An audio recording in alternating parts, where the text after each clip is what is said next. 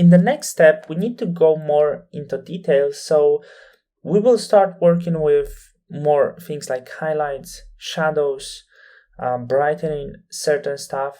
And I'm going to start from brightening eyes. So as you already know, the best technique to work with the lights, of course, is curves. So I'm going to call this eyes. I'm going to choose the brush as well, the same as before. And this time, I'm not going to keep the flow at 5, but more go around 30. And of course, brighten up the curve, like just go up with this to make this brighter. And then invert the layer mask into the black color. And now, you know, you're ready to paint. So just paint direct with the position of the eye. So you don't want to paint the upper position over here, but you just want to paint the bottom because that's where the light reflects. If you're going to paint this all around, you might be sure that it will just look fake and it's not going to turn well. You don't want the fake results. Sometimes you can even choose the smaller brush for more special results, but as you can see, I think we did a lot, but it just looks amazing on this image. So the next step will be working with the contrasts, and once again I'm going to work with curves, and I'm going to call one highlights. So one will be work with highlights and the other will be just shadows. So I'm duplicating this. For highlights, of course, will go up, and for shadows will go down. So first thing I want to do, I want to sort of define the shadows and highlights, and there's few things you can do it. One of the thing is, for example, going through select, color range, and by choosing the highlights. Once you drag the range up to maximum and then go with fuzziness a little bit up, you can easily define the highlights. For the natural light images, it might not work that well as you could expect. So the best method for this would be probably image, apply image, and then try to apply the highlights. Of course, the blending we need to change to the multiply as it was, or normal, and layer must be merged.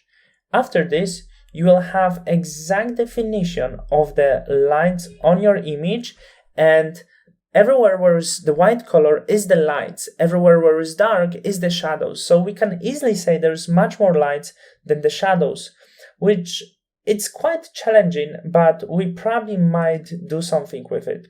What I would do over here, I would try to make selection over this highlight mask.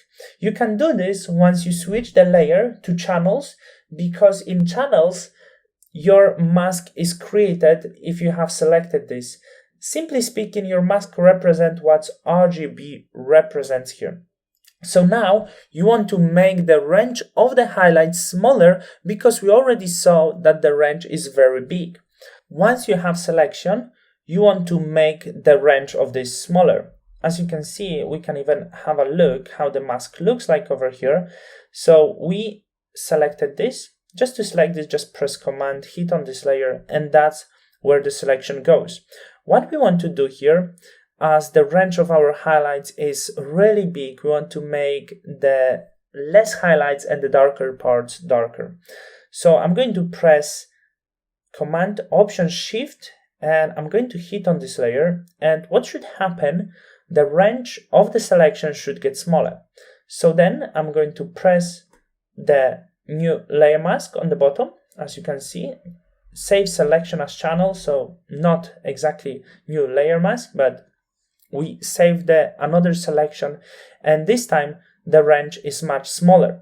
So we have these two selections, and what I want to do, I want to take selection from this alpha 1, and I want to create another curve adjustment layer with this selection. So I will call this highlights number 1. So you have two kind of highlights at the moment, and we can actually work with two of them. I don't want to use the top one as it is, but what I want to do, for sure, I want to cover the highlights I have on the back here because they are so strong. I don't want to have any more highlights over here. It's enough that what I have on the bottom layer. So I'm trying to paint over manually, try to be careful to not cover too much of the hair, but also you might do this with the soft edged brush because you don't want this to look fake. So this is quite challenging, but it might be done right, and possibly it's easier than it sounds. So I'm just covering around, and let's see if it's going to work. First of all, I'm going to work with this layer. So that's how our histogram looks like, and I'm gonna increase this layer just a little bit. But what I'm really going to increase is this other layer, because here the selection is purely on the body highlights. I might check if I want to use the previous one, but actually the previous one might be even way too strong. And as you can see, the second one works on my highlights just the perfect way. So you can decide if you actually want to use both of these layers. I might actually sort of blend this, or you just want to use the one layer with better selection. There's many ways you can work. There is much more definition you can add doing this, because of course you can change the range of this even more by doing the same tasks that we did before. What I would do on this adjustment layer, I would add a little bit of blur for better results, because it might get a little bit clear, sort of. So I want this effect to be really soft over the image. So I believe this effect will work just perfect on this. So another step will be, of course, our shadows. And for the shadows, once again, we can take the definition from the color range. We can easily go to shadows, this time range down to darks, and try to define them by sliding the fuzziness, even up to 100. It looks all right to me. I think this selection over here comes quite naturally. Or we can do this through apply image and invert, and I'm going to see how these shadows, this selection over here work. And I think it's too strong, so I'm going to go to select color range, and for shadows, indeed, I'm going to choose from the color range. And I'm going nearly up to 100. Let's hit OK. Then what we're going to do, once again, maybe we could just blur this out just a little bit, maybe not even 50, but like 30 pixels of blur.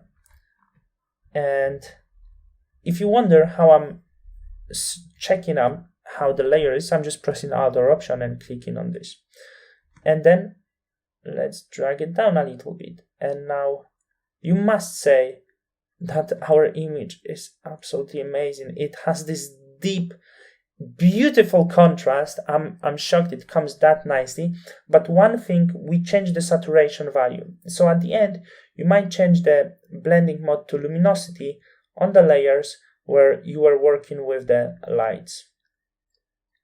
So what I'm going to do, I'm going to press Shift, select them all, press Command or Control and G, and I'm going to call this contrasts, all together with the eyes.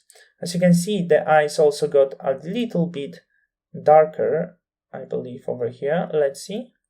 Or they're not too bad, but if it's not enough for you, you can always increase the value a little bit. But just make sure you're not going to overdo the eyes, because there is nothing worse than the eyes that are too bright.